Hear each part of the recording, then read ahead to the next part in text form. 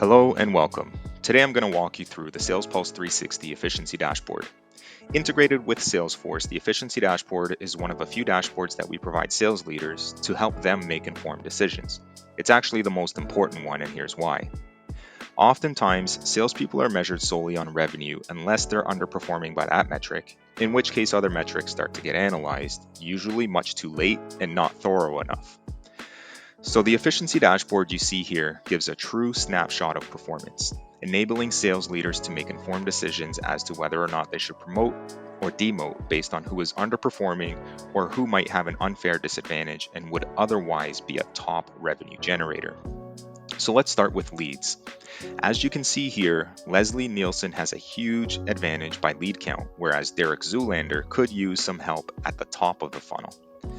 Despite a higher than team average win rate, Leslie has a very low lead conversion rate, which could suggest a few challenges. Perhaps Leslie is good at sealing deals but not moving leads through the pipeline, or perhaps they receive more leads than they can handle, meaning you should start considering a change in territory model to balance leads between Leslie and Derek, or hiring another rep. On the flip side, Derek Zoolander has a very weak top of the funnel, but converts leads at a higher than average rate and has a win rate very slightly below average. But let's analyze this data a little further. If you make your way down a little bit further here to the revenue section, you'll see metrics such as average revenue per lead, per opportunity, and per deal, along with a very important metric we'll get to in a minute, estimated revenue with average top of funnel. Kind of self-explanatory. What we see here is Leslie makes the most out of his opportunities and deals, while Derek makes the most out of his few leads. But what does this translate to? Well, over to the estimated revenue with average top of funnel. What we've done is calculated how much revenue each rep would generate if they were to have the average number of leads at the top of their funnel. And what we see here is that Leslie's revenue would decrease significantly, while Derek's revenue would increase very significantly.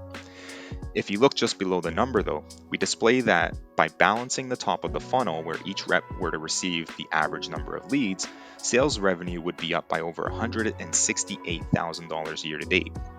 This also doesn't account for adjustments potentially increasing Leslie's lead conversion rate.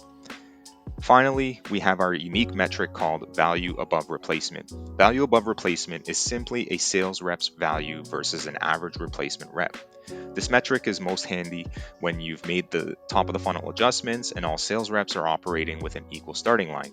A negative value above replacement is a sign of an underperforming rep regardless of revenue, while a positive value above replacement indicates a strong performing rep, again, regardless of revenue.